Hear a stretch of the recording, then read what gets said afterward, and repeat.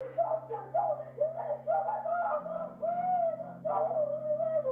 on? Who had the knife? My sister, and I woke up because I was yelling. My phone should ring right now. And I think things should ring live. I have a female yelling on the phone. Someone else had the knife. Okay, this is your sister? Yeah, and she's doing my mom with a knife. She's doing what to your mom with the knife? You need to take a deep breath for me so I can understand you. November 16th, 2012, 1:15 in the morning. Willoughby Hills, Ohio. A frantic 911 call pierces the silence of a quiet suburban neighborhood. A 13-year-old girl's voice, trembling with terror, reports something unthinkable. Her sister, her foster sister, is attacking their mother with a lethal weapon. The dispatcher struggles to understand through the screams. Inside that house, what unfolds is a scene so brutal, so calculated, that nobody could have expected the truth behind it. Because this wasn't just a random act of violence. This was a conspiracy, a manipulation, a betrayal that ran deeper than anyone could imagine. The caller is Megan, and what she's witnessing will haunt her forever. When police arrive at 514 Shoulderberg Drive, they're met by Megan at the door, hysterical and crying. She's trying to tell them what's happening inside, but the words barely come out between sobs. Her foster sister Sabrina is hurting her mom. Right now, upstairs. With a weapon. Officers rush into the home, weapons drawn, not knowing what they're about to encounter. And that's when they see her. 18-year-old Sabrina Zunich, emerging from the master bedroom. She's covered in evidence. Her clothes are stained. Her hands are marked. And in those hands, she's holding a 15-inch kitchen tool that's absolutely covered in the aftermath. Sabrina doesn't run. She doesn't resist. She simply surrenders, handing over the weapon to the officers. She's crying, but she doesn't say a single word. Not one explanation. Not one excuse. Just tears and silence. The officers move quickly into the bedroom, and what they find is a scene of absolute devastation. The signs of a desperate struggle are everywhere. Furniture overturned, evidence splattered across the walls, the floor, the bedding, and there, in the middle of it all, lies 41-year-old Lisa Kneifel. Her body has been struck 12 times, injured nearly 200 times. Her vital vessels have been severed. There are wounds to her chest, her face, her hands are severely injured from defensive wounds. This wasn't just a crime. This was a tragedy. This was rage unleashed in its most horrific form. But the horror doesn't end there. In the wardrobe, officers discover 3-year-old Haley, sobbing uncontrollably, traumatized by what she's heard, what she might have seen, a child who will carry this night with her for the rest of her life. The who is obvious. The teenage girl covered in evidence holding the weapon makes this an open and shut case, right? But the why? The why is where this story takes a turn into something far more disturbing. Because as investigators would soon discover, Sabrina Zunich didn't act alone. And the conspiracy behind Lisa Kneifel's passing would shock everyone who thought they knew this family. Let's go back to when this family seemed, from the outside, to be doing something wonderful. Sabrina Zunich was born in 1994 into a life of chaos. Her parents both battled serious health issues. Her father would eventually pass away in 2012 from a substance overdose. Her mother struggled with substance issues. As a young girl, Sabrina went to live with her grandmother, seeking some kind of stability in a life that had offered her precious little. But even that arrangement fell apart when Sabrina was caught taking money from her own grandmother to buy substances. The court stepped in, deciding her grandmother couldn't provide adequate care. Sabrina entered the foster system, and eventually she landed with the Kneifel family. On paper, it seemed like the perfect placement. Lisa and Kevin Kneifel had been married for about 6 years. Lisa was a dedicated social worker who helped troubled families. Kevin was a truck driver. Friends described them as a couple destined to be together from the moment they met. They'd married just 1 year after meeting, both bringing children from previous marriages into their new blended family. Lisa's 13-year-old daughter, Megan, and together, Lisa and Kevin had 3-year-old Haley. But Lisa felt she had more love to give, more room in her heart and her home. 2 years after Haley was born, Sabrina Zunich came to live with them. At first, everything seemed fine. Sabrina appeared to fit into the Kneifel family seamlessly. She bonded with the girls, she had her own room. She was getting a fresh start in life, a chance to escape the dysfunction that had defined her childhood. The neighbors would later describe Sabrina as bubbly, always happy, a normal teenager, but beneath the surface, something dark was growing, something nobody saw coming. For a while, about a year and a half, things appeared normal, but then cracks started to show.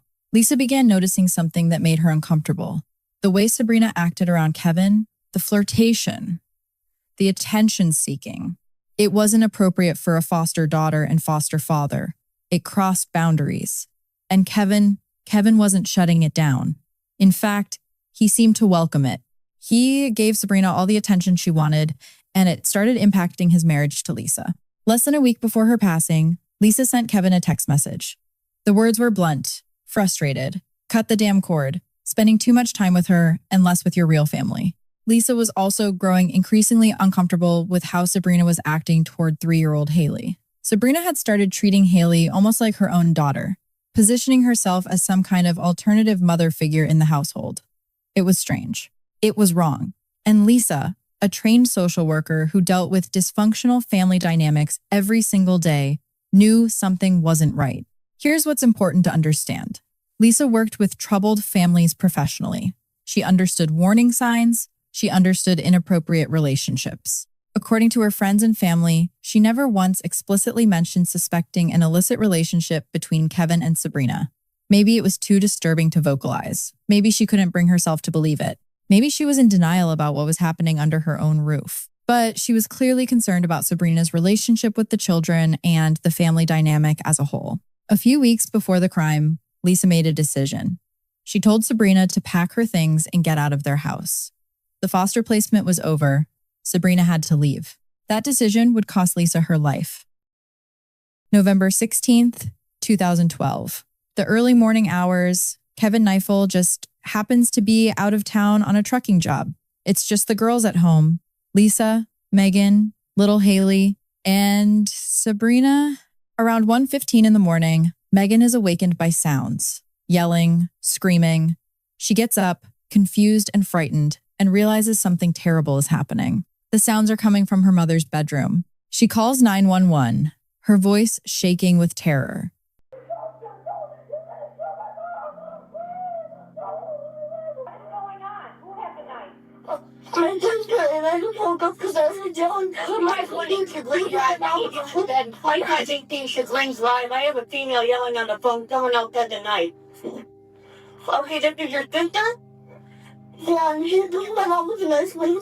She's doing what to your mom with the knife? You need to take a deep breath for me so I can understand you. When police arrive and apprehend Sabrina, she initially tells them a story. She says she woke up that night with a migraine. She went to the master bathroom to get some painkillers. And then, nothing. She blacked out. Couldn't remember a thing. Convenient amnesia for one of the most brutal crimes the Willoughby Hills Police Department had ever seen. The police call her bluff immediately, but Sabrina lawyers up, stops talking, and maintains her silence for 9 long months. A Willoughby mother murdered in her own home. Tonight, police say the woman's foster child is to blame. Authorities say Lisa Kneifel was stabbed to death. Her 18-year-old foster daughter is in custody tonight. But it was her 13-year-old biological daughter who tried to save her life. Well, Lee, Willoughby police say 18-year-old Sabrina Zunich had been with the victim and her family for about a year and a half. Neighbors say they never would have suspected Zunich would do something like this.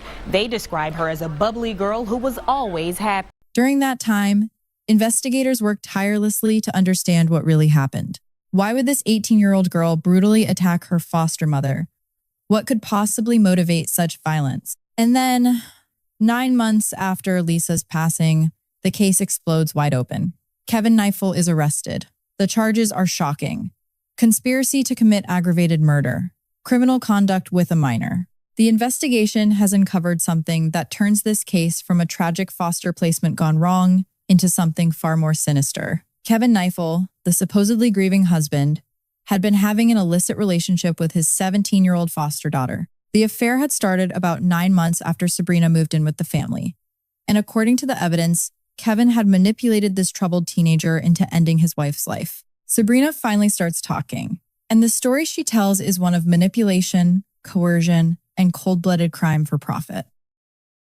According to Sabrina's testimony, she and Kevin had grown close.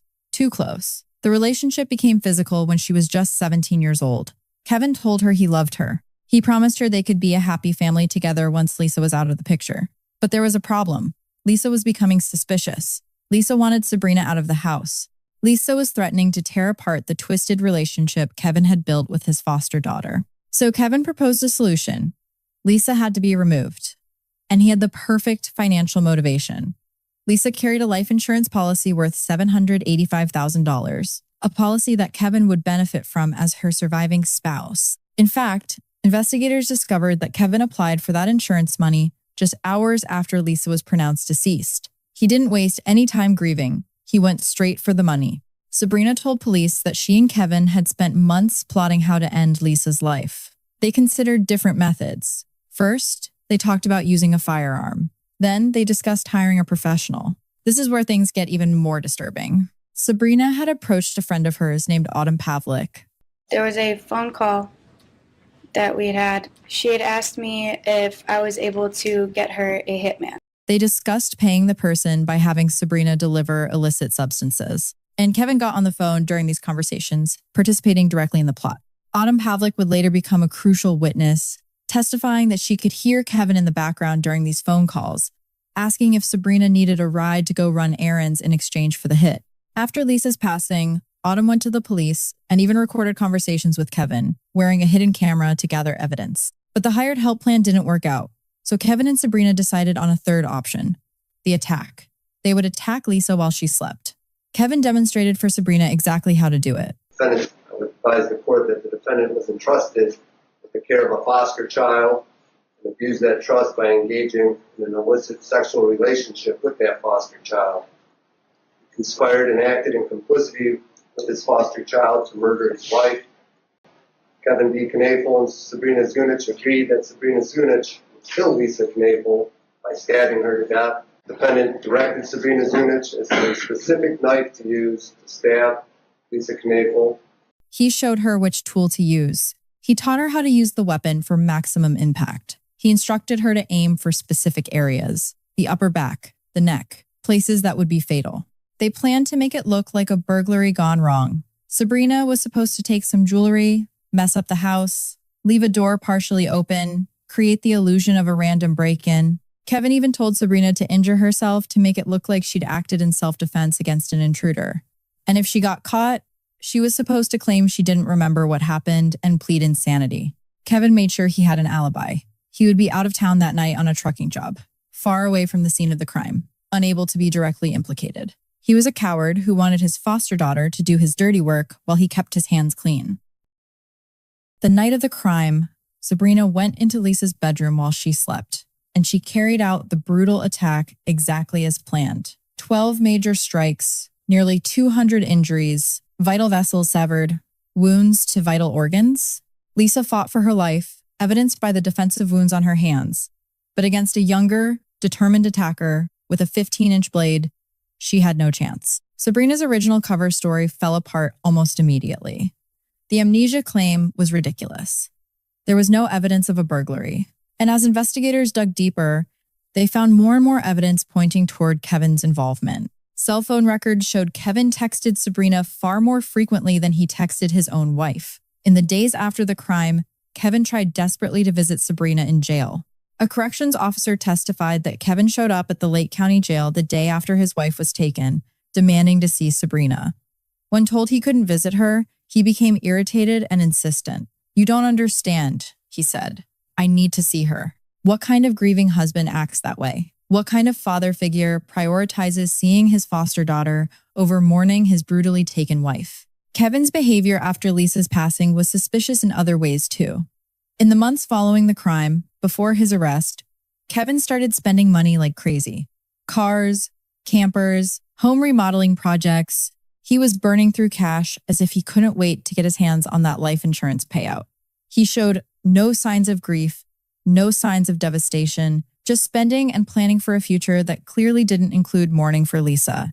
When Kevin was finally arrested and charged, he denied everything. He claimed complete innocence. There was no inappropriate relationship with Sabrina, No conspiracy to end his wife's life. He didn't know anything. According to Kevin, Sabrina was a troubled girl who hated Lisa and acted on her own when Lisa tried to kick her out of the house. It was all Sabrina. He was just an innocent victim of her lies. The trial became a he said, she said situation. The prosecution relied heavily on Sabrina's testimony. She was their star witness. I started to stab her. I just raised the knife up and went down on her. Why is it that you could violently and brutally stab her repeatedly 178 times? Because I was manipulated to do it. By who? Kevin. But the defense argued that she was simply a criminal trying to reduce her sentence by blaming someone else. After all, she was the one holding the evidence when police arrived. She was the one who admitted to the brutal attack. Why should the jury believe anything she said? But the prosecution had more than just Sabrina's word. They had Autumn Pavlik's testimony about the hitman conversations. They had Kevin's bizarre behavior after the crime. They had the cell phone records. They had the life insurance policy. And they had witnesses who testified about seeing inappropriate interactions between Kevin and Sabrina. One witness described seeing Sabrina move to sit in Kevin's lap in a compromising way that made them do a double take. Another witness talked about how Kevin had been taking modeling photos of Sabrina and had encouraged her to take a modeling class, which her caseworker had approved, not knowing about the secret illicit relationship. The caseworker, Nicole Corbett, was devastated when she learned what had happened. She'd recommended Sabrina for placement with the Kneifel family, despite Sabrina's history of psychiatric problems, including hearing voices that told her to hurt people. The caseworker had trusted Kevin and Lisa to provide a stable home. She never imagined Kevin would exploit and manipulate a vulnerable teenager. The defense tried to argue there was no hard evidence against Kevin. No DNA, no weapon with his fingerprints, just the word of a convicted criminal and some suspicious behavior.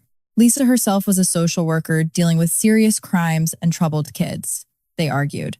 If something inappropriate was happening between Kevin and Sabrina, wouldn't Lisa have noticed? Wouldn't she have said something? But the prosecution countered that Lisa had noticed. Her text messages to Kevin about spending too much time with Sabrina proved it. Her decision to remove Sabrina from the home proved it. Lisa knew something was wrong.